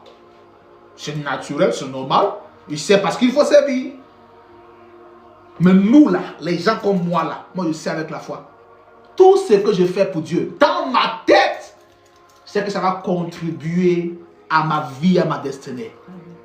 C'est pourquoi on ne le fait pas pour l'homme. Vous allez voir que des gens servent, mais ils servent pour avoir les regards, la faveur des gens, pour qu'on puisse chanter les noms, les louanges. Ah, félicitations. Ah, la dame. Ah, la sœur là. Ah, la sœur là. La Bible dit que si les hommes vous apprécient, déjà, Dieu n'a plus à vous apprécier. Donc, quand nous servons sans la foi, le service est vil. Le service est sans récompense. Sans résultat. Ça te prendra 10 ans, 20 ans, 30 ans dans sa présence. Tu n'auras aucun espoir. Nous sommes de la génération de ceux-là qui croyons que servir Dieu avec le cœur, avec la foi et démontrer sa foi face aux situations et aux oppressions, c'est s'attendre à de grands résultats. Parce que c'est ça le moyen par lequel Dieu va nous payer. C'est ça moi qui nourrit le Seigneur. Donc plus tu manifestes une grande foi dans le service, plus tu nourris le Seigneur, plus tu es qualifié pour les récompenses du ciel. Amen. Oh. Est-ce qu'on ne peut pas encore 2 Corinthiens 7, verset 5? Nous sommes toujours dans la définition actuellement. 2 Corinthiens 5, verset 7. Nous sommes toujours dans la définition actuellement de la foi.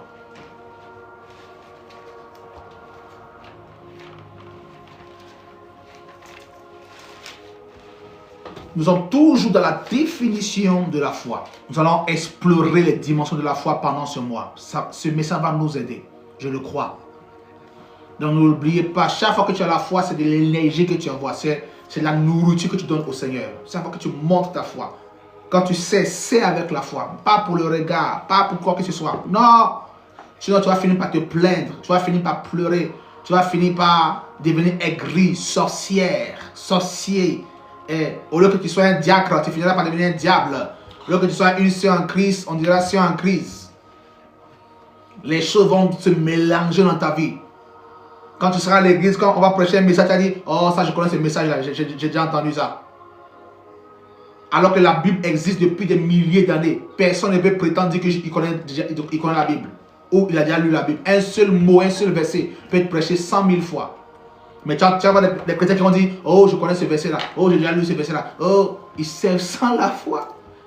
Parce que la foi nous renouvelle. Ok, vous lisez 2 Corinthiens 5, verset 7. 2 Corinthiens 5, verset 7. Oui. Car nous marchons par la foi et non par la vue. Ok, il dit car nous marchons par la foi et non par la vue. Donc, la marche spirituelle est une marche de foi. C'est sérieux. Et il dit, et non par la vue. Ça veut dire qu'on a 2 sortes de personnes. Il y a ceux qui marchent par la foi, ceux qui marchent par la vue. On est facilement identifiable, crois-moi. On est facilement identifiable les uns les autres. Quand tu vois quelqu'un qui marche par la vue, tu le reconnais automatiquement. Il est inquiet pour tout, il pleure pour tout. On lui annonce une nouvelle le matin, il se met à pleurer à 10 h. On lui annonce que ça ne va pas, il commence à... Il n'y a aucune démonstration de rien du tout. Mais quand tu le vois parler, j'ai la foi, j'ai la foi, j'ai la foi, j'ai la foi. Attends. Quand les problèmes vont frapper sa vie, aucune démonstration de rien du tout. Rien de chose, rien.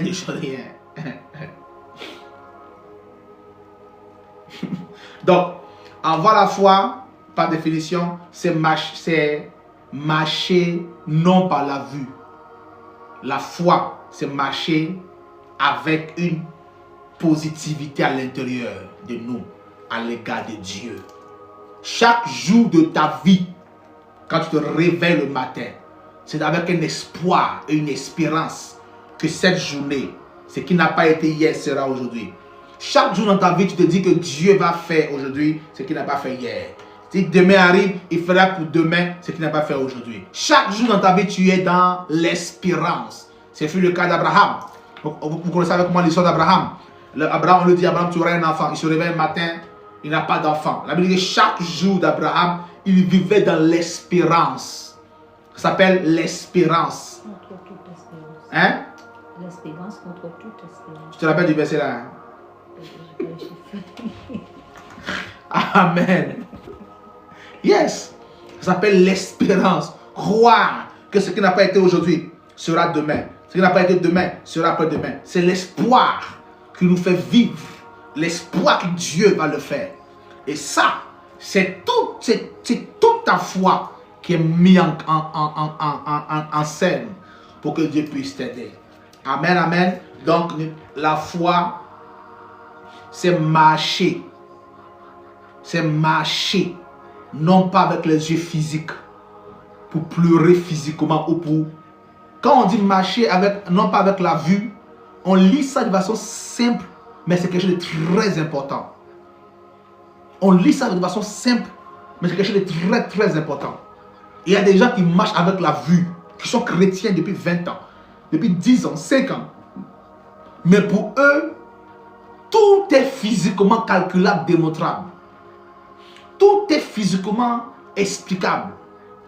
Pour eux, il n'y a rien qui peut arriver et ils vont compter sur Dieu et laisser Dieu agir. Ils cherchent la solution physique, les réflexions physiques, les pensées physiques. Et quand ils ne peuvent pas physiquement, ils pleurent, ils sont en dépression. Ils appellent de l'aide de gauche à droite. Quand l'aide ne vient pas, ils sont en dépression. Et ceux-là, ma fille Tessie, ne peuvent pas servir Dieu. Parce qu'ils vont servir, mais ce n'est pas un service de qualité. Parce qu'ils servent avec la dépression, l'amertume, les douleurs, que quelque chose n'a pas marché, que demain ils ne mangeront pas, que demain il peut avoir ceci, que demain il peut avoir ça, dès le lendemain incertain. Cela marche par la vue. Mais toi qui marches par la foi, tu crois dans l'espérance que demain ça ira. Après-demain ça ira. Jour après jour ça ira. C'était le cas d'Abraham, qui a cru jusqu'au dernier moment. Jusqu'à un jour, sa femme lui dit, monsieur, je connais ta foi, hein, mais là où nous sommes arrivés, là, on est déjà vieux. Pardon, prends ma servante, tu vas t'occuper, déjà faire un enfant. Il n'a pas refusé. Quand la balle vient de l'adversaire, ce n'est pas un hors-jeu. C'est un but. Il n'a pas refusé. Amen. La Bible dit qu'il s'est mis avec la dame. Ils ont eu un enfant. Et quand ils ont eu un enfant, Dieu lui dit non, ce n'est pas lui. Il dit, mais j'ai mon serviteur, mon plus fidèle serviteur. Il s'appelle Eliezer. Son fils peut être mon... Il dit non, ce n'est pas lui. Et c'est ton propre enfant. C'est ton propre. Alors, amen. Donc, il faut avoir, la foi, c'est marcher dans l'espérance. Nous sommes toujours en train de définir la foi. Amen. Alors, Romains 15, verset 13. On va s'en dans Romains 15, verset 13. Lis pour moi Jacques 1, verset 6. Jacques 1, verset 5 à 6. Je vais terminer tout maintenant. Alors, je suis venu juste définir de façon terre à terre ce que c'est que la foi. Terre à terre et les définitions spirituelles de la foi. Et nous allons encore continuer dans les enseignements sur la foi et vous parler des différents types de foi. Les différents types de foi. Nous allons parler des avantages de la foi. Nous parlerons des avantages de la foi. Nous parlerons des ennemis de la foi.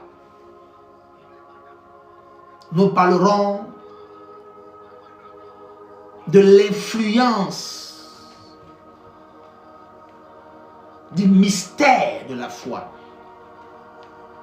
Et nous allons terminer durant tout le long de ce mois.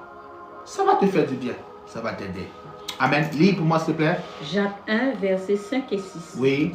Si quelqu'un d'entre vous manque de sagesse, qu'il la demande à Dieu. Qui donne à tous simplement. Et sans reproche. Et elle lui sera donnée.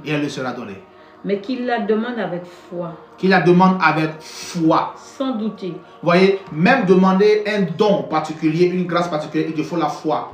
Donc la foi, c'est en fait les prières formulées et non formulées à l'endroit de Dieu pour un sujet. La foi, c'est les prières formulées et non formulées à l'endroit de Dieu pour un sujet.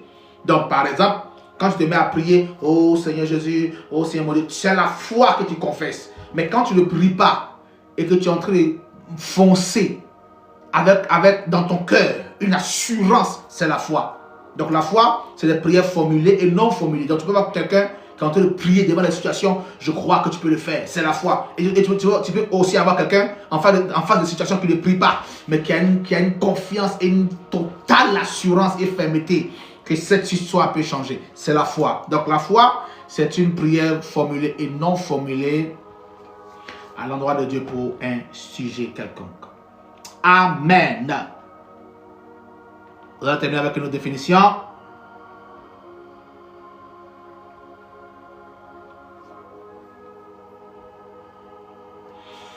Yes, oh. C'est sérieux. C'est sérieux. C'est sérieux. La foi, c'est la marche de la vie spirituelle. La foi, c'est la marche de la vie spirituelle. La marche de la vie spirituelle. Donc quelqu'un te dira, oh moi, je suis... Alors quand on va demander à quelqu'un, c'est quoi, tu es chrétien ou tu n'es pas chrétien? On va dire, oui, moi je suis chrétienne, je prie, j'ai la foi. Ou tu entendras aussi ceux qui disent, oui, j'ai la foi, mais je ne vais pas à l'église.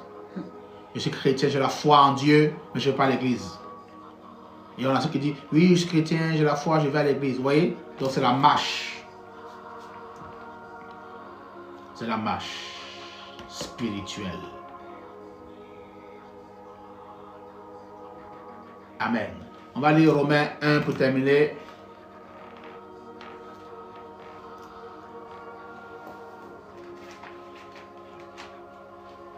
« 1,17 pour terminer dessus. «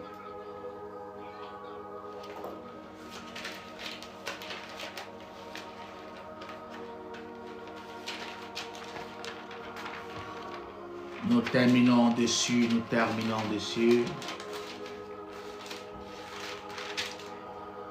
Romains 1, verset 17. Oui. Parce qu'en lui est révélée la justice de Dieu. Yes. Par la foi et pour la foi, selon qu'il est écrit, le juste vivra par la foi.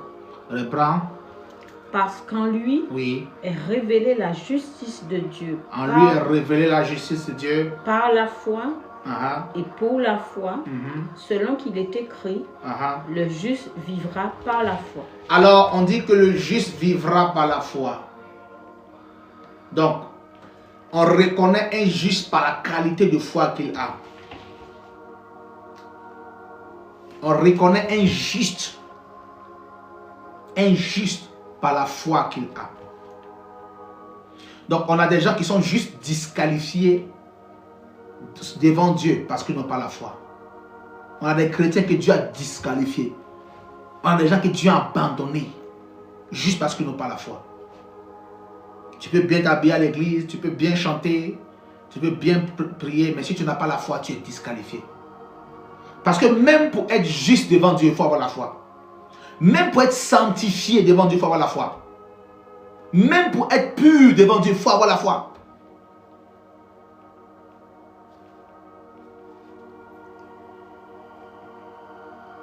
Amen.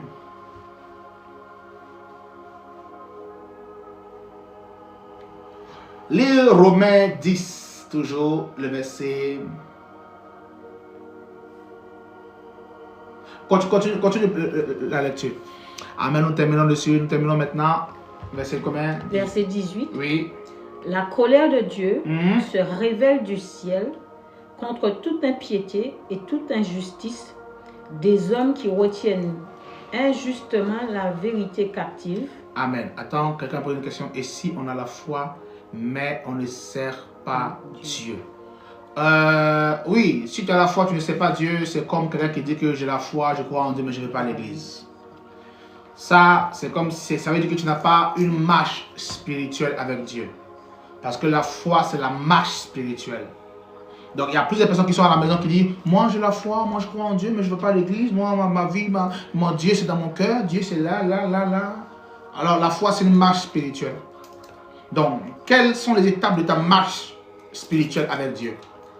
C'est le servir, c'est être dans sa présence. Maintenant, le servir, nous le servons à plusieurs niveaux. Il y a le service à l'église, il y a le service selon ce que ta foi te demande de faire. Il y a le service dans plusieurs domaines, dans plusieurs niveaux spirituels. Donc le service, ce n'est pas seulement que être à l'église et servir à l'église. Non, mais il y a le service dans plusieurs domaines de la vie spirituelle. Mais une chose est sûre, il faut que tu aies une marche spirituelle avec le Seigneur. C'est la preuve que tu as la foi. Parce que pour avoir la marche avec Dieu, il faut avoir la foi. Celui qui n'a pas la foi ne marchera pas avec Dieu. Donc quand tu vois quelqu'un qui dit que oh, moi j'ai la foi, mais je suis à la maison, non, c'est faux. C'est faux. C'est pas possible. Même si tu ne vas pas dans une église locale, parce que tu n'as pas mis dans une église locale, c'est normal, c'est compréhensible, je ne sais pas pourquoi. Toi, tu le sais. Mais tu as le droit au moins d'être connecté sur une prière, d'être suivre un live, de suivre quelque chose comme ça. En tout cas, il faut que tu... Il faut te nourrir. Il faut qu'on voit la marche spirituelle. D'accord? Amen. Je crois qu'on va s'arrêter là. Là, c'était juste une définition. Si on a 2 ou 3 questions, je prends et puis après, on va terminer le live. Sur la foi. Nous sommes là en train de poser des questions sur la foi.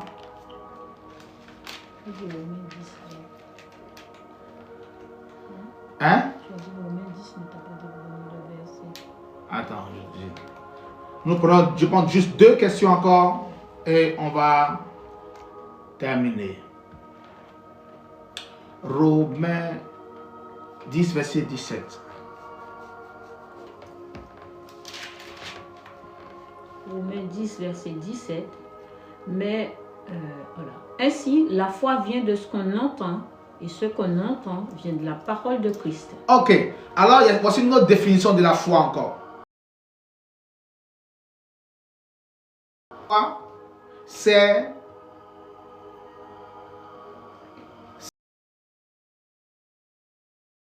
la foi, en encore une autre définition de la foi, La foi, c'est la capacité d'entendre et d'écouter des choses bonnes ou mauvaises dans ta vie. Yes. Vous voyez? Alors, on te dit, dans notre famille, ou bien dans cette famille-là, les gens meurent de diabète, ou je sais pas moi, de telle maladie, ou des cancers par exemple. Ça fait peur, c'est effrayant cette maladie. Et ton père est mort de ça, ton grand frère, telle personne, et tu sens que ton tour arrive. Même quand tu dois aller faire les examens radio-mammographie, ou mais je sais pas moi, graphie, tu as la peur au ventre parce que tu te dis que si telle personne a eu le cancer, tel a eu le cancer, tel a eu le cancer, c'est possible et probable que ça t'arrive aussi. Et ça produit la foi. La foi vient de ce qu'on entend. Alors ce que tu entends produit une foi en toi. Ce que tu entends, bon ou mauvaise. Par exemple, quelqu'un peut être bien portant. Il peut avoir le VIH-Sida, il peut avoir le cancer, une maladie grave. Et il est bien portant, bien jovial, bien heureux. Le jour où tu lui annonces qu'il est malade. Mon Dieu, 24 heures ne suffisent pas pour qu'un homme qu'on a connu bien portant, joufflu, bien, devient squelettique en moins de 24 heures. Tout son monde s'effondre, sa vie s'effondre en moins de 24 heures. Mais qu'est-ce qui s'est passé? Pourtant, il était bien heureux il y a un jour. Pourquoi aujourd'hui? Quelle est la différence entre aujourd'hui et hier? La différence, c'est l'information qu'il a eue. C'est l'information qu'il a reçue. La foi vient de ce qu'on entend. Et il dit, ce qu'on entend doit provenir de la parole de Dieu. Ce qui est préférable pour toi, c'est que ce que tu entends, ça c'est ce que dit la parole de Dieu. Alors quand tu vas à l'hôpital, et qu'on te dit, monsieur, tu es malade de telle maladie, l'information peut te rendre malade, va constituer une foi en toi et détruire ton fonctionnement. La Bible dit, quand c'est comme ça, ce que tu dois entendre doit provenir de la parole de Dieu. Alors que dit la parole en ce qui concerne la maladie? La Bible dit dans Ésaïe, non, la main de l'Éternel n'est pas trop courte pour sauver, ni ses oreilles trop dures pour entendre. Dans Ésaïe, il est écrit, je suis l'Éternel qui te guérit. Donc chaque fois qu'on t'annonce une parole mauvaise qui est susceptible de créer en toi la foi et te détruire, prends la parole aussi, la parole écrite, et lis le verset qui est contraire à ce qu'on t'a diagnostiqué, pour que cette parole puisse constituer en toi la foi et faire disparaître la maladie qui est venue te tuer. C'est ce qu'on appelle la foi. Quand on voit quelqu'un dire, oh, je brise, je refuse de tes paroles. Parce qu'on n'a rien à faire. Parce que ces paroles qui sont dites là peuvent affecter ta vie, peuvent affecter ta famille, peuvent affecter ta destinée. Mais si tu ne repousses pas et que tu te contentes d'écouter, ça va te détruire, ça va te briser. Mais quand les paroles viennent, automatiquement prends la parole contraire, rebrousse la parole, chasse la parole. Tu vas voir que ce que tu as lu va constituer en toi la foi. Tu seras bien affermi. Et tout ce que les gens feront contre toi ne prospérera pas. Juste parce que tu ne donnes pas la place aux mauvaises nouvelles, aux mauvaises choses de t'affecter. Tu rejettes automatiquement les mauvaises choses. Tu rejettes automatiquement le malheur. Tu rejettes. On te dit que madame, ton fils est un délinquant. Ton fils est bandit. Tu dis non, monsieur, mon fils n'est pas un délinquant. La Bible déclare que Dieu, l'Éternel, bénit le fruit de vos entrailles. Et les fils sont une richesse pour le Père. La Bible déclare que l'Éternel nous bénira jusqu'à la 4e génération. Mon enfant n'est pas un délinquant. Mon fils n'est pas un délinquant. Tu verras que Dieu va élever mon fils. Alors, automatiquement, tu parles même devant ton enfant. Il va dire, ah, maman. Et les paroles que tu seras en train de prononcer vont provoquer en lui la foi. Vont provoquer en lui un courage. Vont provoquer en lui un zèle. Vont provoquer en lui quelque chose de fort. Vont provoquer en lui, vont provoquer tout est chamboulement dans son système. Il sera comme électrocuté par les paroles qu'il entend. C'est très très clair. Il y a des hommes qui sont dans le foyer, yes, et qui arrivent à détruire une femme à petit feu juste par les paroles. Ils la déconstruisent, ils la brisent en 1000 morceaux juste par leurs paroles. Une femme qui était belle, sûre d'elle, confiante dans son regard. Quand elle regardait comme ça, c'est le regard d'antilope. Le regard de la lionne. Mais elle est tombée sur un homme qui a brisé ce regard, qui a détruit la confiance en elle, qui l'a brisé. Il n'a pas frappé, hein? Il ne lui a rien fait, juste par les paroles. Il a déconstruit sa vie, juste par les paroles. Il a ramené sur terre. Et tu vois la femme qui était si joviale, si belle, si extraordinaire hier, qui a tiré le regard de tous les hommes de la Caraïbe. Quand elle partait à la mer où l'eau est bleue, on disait, pss, pss, madame, quelle élégance, quelle classe, quelle beauté. Il y a un homme qui a fait disparaître la confiance en elle. Donc, vous voyez ce que la parole est capable de provoquer? La foi. Et cette foi-là produit de mauvaises énergies. Et les mauvaises énergies, les mauvaises ondes détruisent l'intérieur de quelqu'un, détruisent la vie de quelqu'un. C'est pourquoi quand des mauvaises paroles viennent, lève-toi avec des belles paroles. Oh, lève-toi avec des bonnes paroles.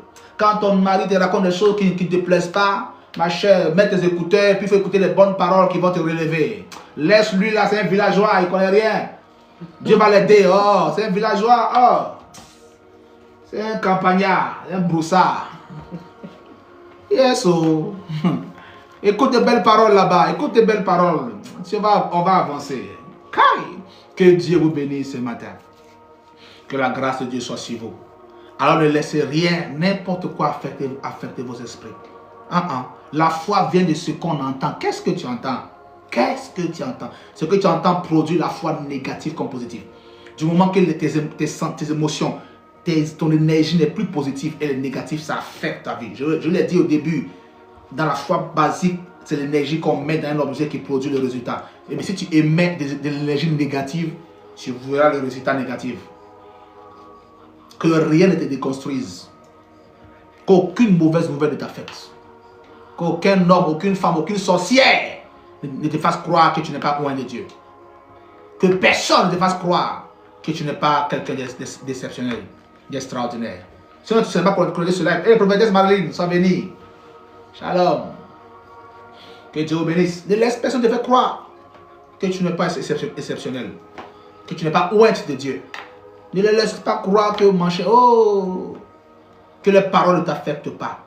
Ce qui doit t'affecter et conditionner ta foi, c'est les belles paroles de Dieu. Les bonnes paroles de Dieu. Que Dieu te bénisse ce matin. Que sa grâce soit sur ta vie. Que sa faveur marche avec toi. Que la foi te soit donnée. Que la foi te soit communiquée. Tu es une personne magnifique, extraordinaire. Qu'on dise quoi de toi, qu'on ne dise pas quoi de toi, on s'en fiche. On s'en fiche. Pour nous, quand on te voit, tu es extraordinaire. Pour moi, comme je te vois, tu es magnifique. Tu es extraordinaire. Tu es quelqu'un de bien. Tu es guéri, tu es bien portant. Tes enfants sont les meilleurs dans leur domaine. Que rien ne t'enlève ça. Sois béni de Dieu. Que la grâce de Dieu soit chez toi. Passe une excellente journée. Un excellent après-midi. Une excellente soirée. Un excellent mercredi. Nous nous retrouvons encore à 20h pour notre live d'enseignement sur la page Facebook de l'église. Et à minuit pour notre prière sur le lien Meet. Soyez bénis de Dieu. Soyez fortifiés. Passez une excellente journée. Une excellente journée. Après-midi. Shalom, shalom, shalom.